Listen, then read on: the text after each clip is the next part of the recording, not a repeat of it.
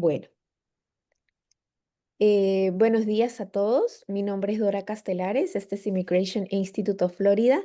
Les quiero dar a todos la bienvenida a este masterclass que es Por lo que está la mayoría, ¿no? Acá en esta masterclass de hoy son las razones para presentar una solicitud de protección en Canadá, ¿ya?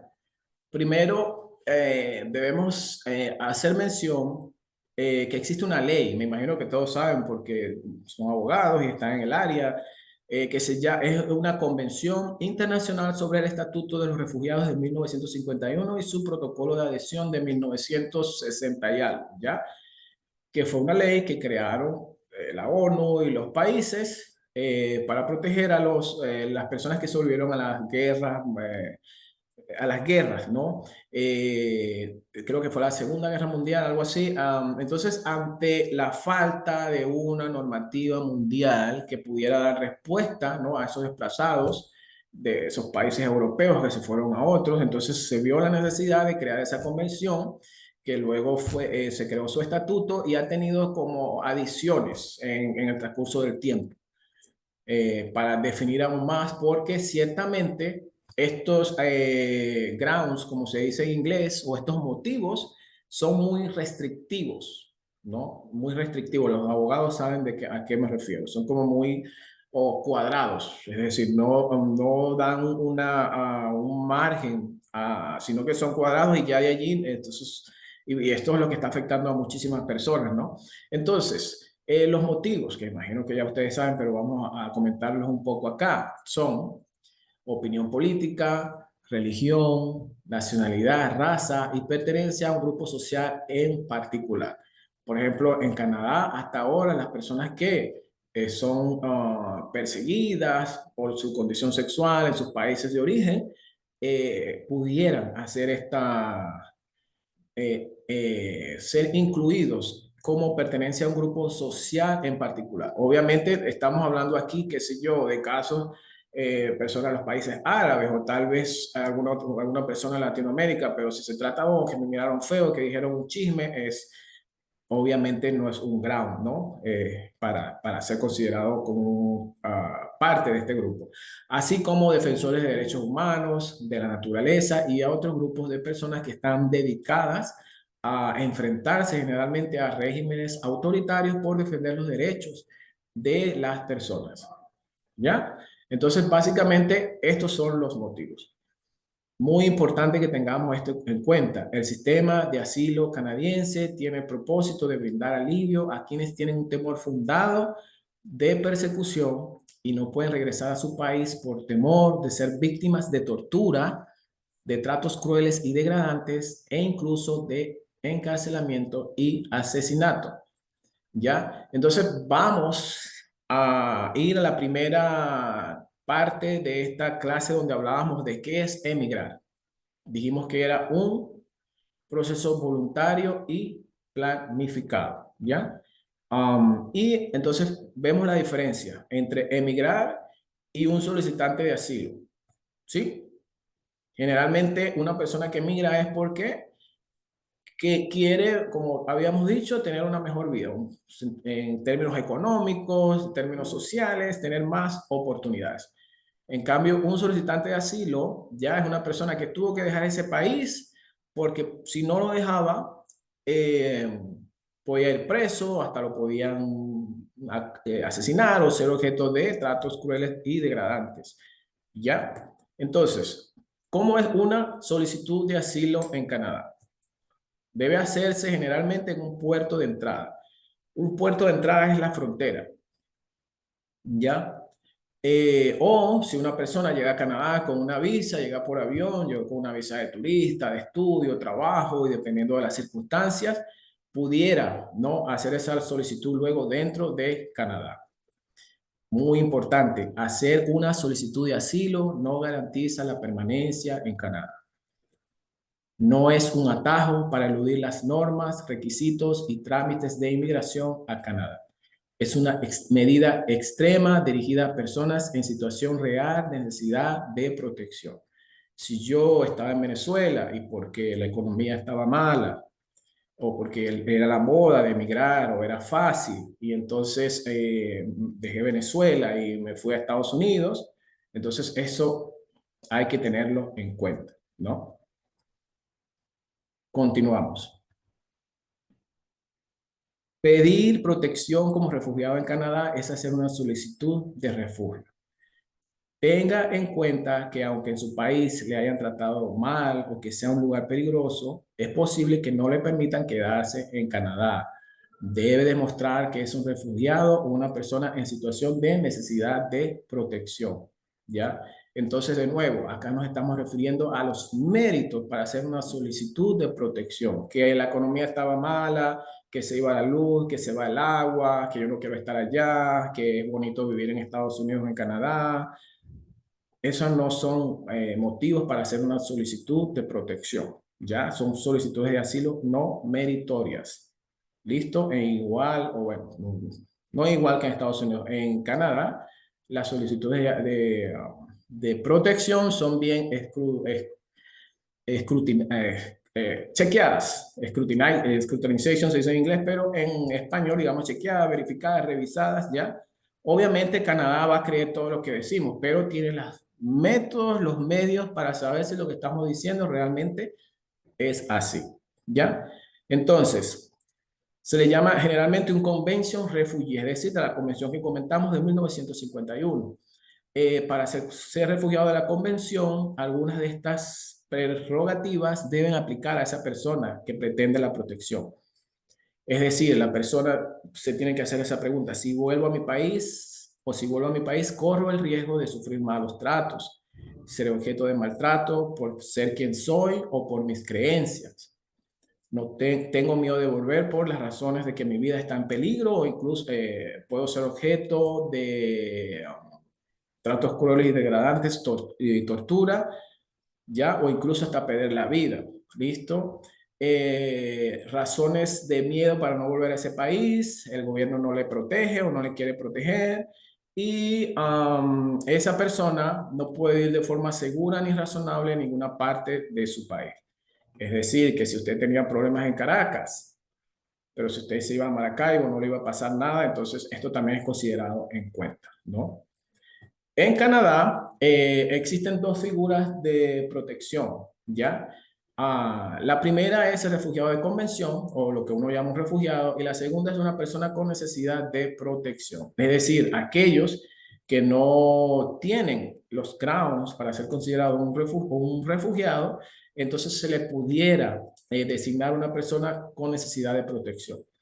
Para ser una persona con necesidad de protección, debe demostrar que son ciertas una de las dos siguientes prerrogativas o cuestiones. Es decir, que si esa persona vuelve a su país, sea torturado por el gobierno, ¿ya? O tiene un alto riesgo de morir o sufrir tratos crueles y degradantes. Y si ese gobierno no quiere protegerle y no puede vivir de forma segura o razonable en ninguna parte de ese país, ¿ya? Y que ese peligro y que las personas, esa persona está en peligro, pero no todos los habitantes del país corren el mismo riesgo, ¿ya? No estoy en peligro solo porque mi país quiera castigarme por hacer algo que se considera delito en Canadá, o está en riesgo no porque los servicios de salud de su país son precarios. Entonces, como pueden ver, la evaluación que Canadá sigue en las solicitudes es bastante rigurosa, ¿ya? Y no es algo sencillo. ¿Listo? Ok, entonces ya hemos tocado a grandes rasgos lo que es una solicitud de refugio o asilo, ya, y cuáles son las consideraciones que Canadá toma en cuenta y cómo puede hacerse, si en un puerto de entrada o ya dentro de Canadá. Especialmente para las personas que están en Estados Unidos, existe lo que es el Tratado de Tercer País Seguro, que mucha gente sabe que tiene Estados Unidos con otros países. En el caso de Canadá, eh, únicamente con Estados Unidos es que Canadá tiene un tratado de tercer país seguro. ¿Ustedes por qué creen que eso es así? Vamos a ver si alguien dice algo en el chat.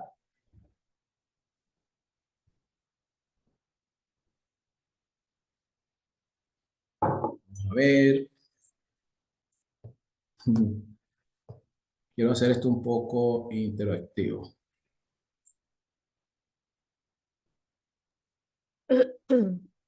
Nadie dice nada. Entonces, ¿por qué solamente tiene Canadá un tratado de tercer país seguro con Estados Unidos? Porque obviamente es el único país con el que comparte fronteras terrestres, ¿cierto?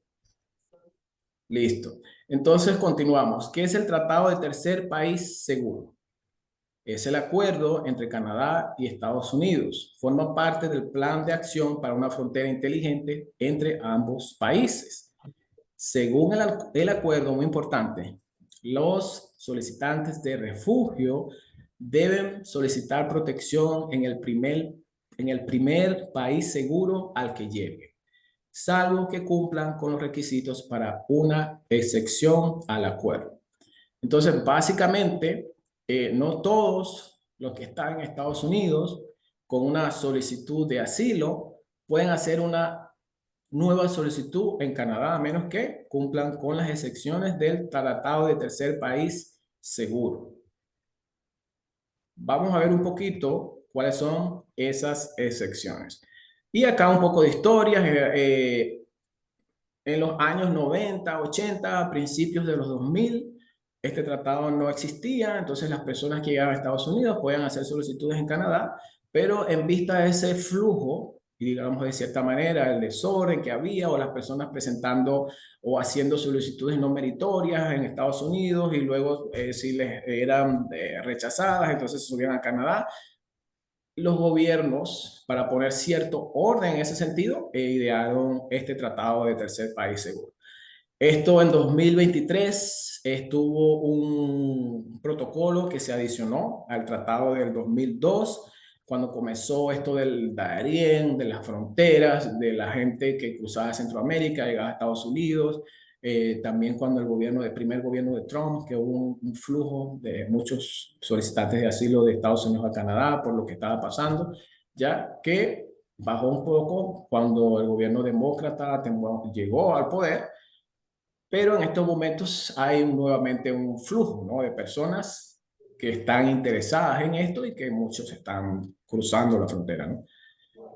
Entonces es importante hacer mención que actualmente en el Tribunal Supremo de Canadá existen demandas donde quieren que este tratado de tercer país seguro se derogue o que sea modificado, ¿no? En vista de que los demandantes no consideran que Estados Unidos sea un país seguro, ¿no? Entonces, ¿qué piensan ustedes? Pueden escribir algún comentario en el chat para leerlo. A ver. Sí, de hecho, ay, no sé por qué se me borró. Estaba yo guardando alguno de esos comentarios por aquí, porque como te comenté, Alejandro, una de las principales preocupaciones o preguntas más que todo es esas personas que están ahora en un proceso de asilo pendiente, ¿no? Ujú. Que no han sido llamados para su entrevista con un oficial de inmigración en la parte administrativa o en su defecto están en un proceso de corte frente a un juez de inmigración, están esperando también su primera audiencia o quizá ya su audiencia final.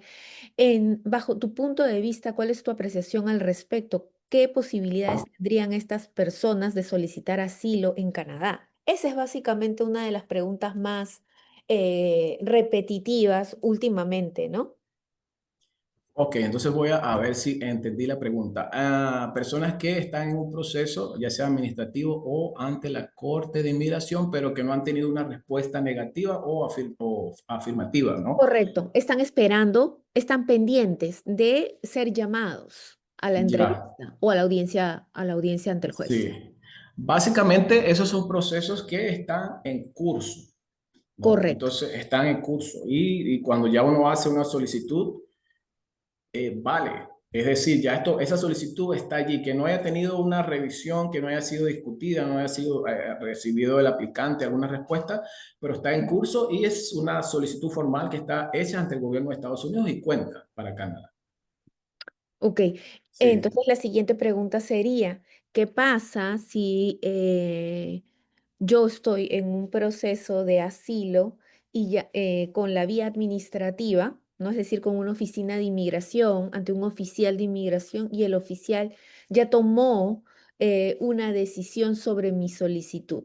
Es decir, ya esta solicitud no fue concedida de manera positiva y el siguiente paso es mandarme a una corte para que yo defienda mi caso ante un juez. En ese caso, ¿la respuesta tuya varía o sigue siendo la misma? Sigue siendo la misma, porque recordemos que cuando estamos en un proceso, obviamente, UCIS hablamos de una instancia administrativa y ya cuando nos dicen que vamos a una corte de inmigración, simplemente cambia la instancia, pero es probable que ese juez, si se trata de un caso meritorio, bien documentado, pudiera otorgar la condición de asilo a esa persona. Entonces es un Correcto, proceso que correcto. está en discusión, no hay allí incluso en una apelación. Igual tiene la misma, es el mismo, la misma consideración.